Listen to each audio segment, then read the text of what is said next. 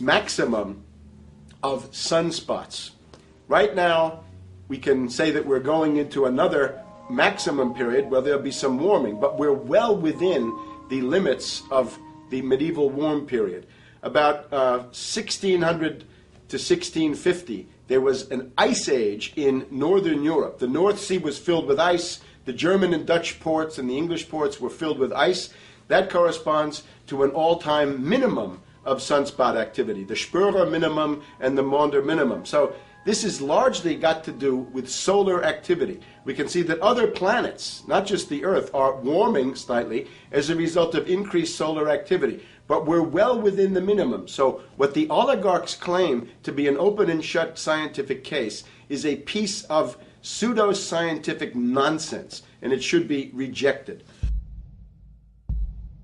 Number 2, the social engineers are fully aware that the Obama craze will wear off quickly, so they are racing to put in place the most oppressive police state control grid in human history.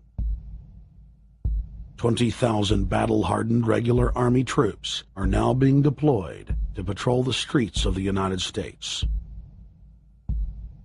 FEMA is now building giant camps in every region of the country, and the Congress has introduced bills like the National Emergency Centers Act, H.R. 645, which merges local governments and the police under federal control.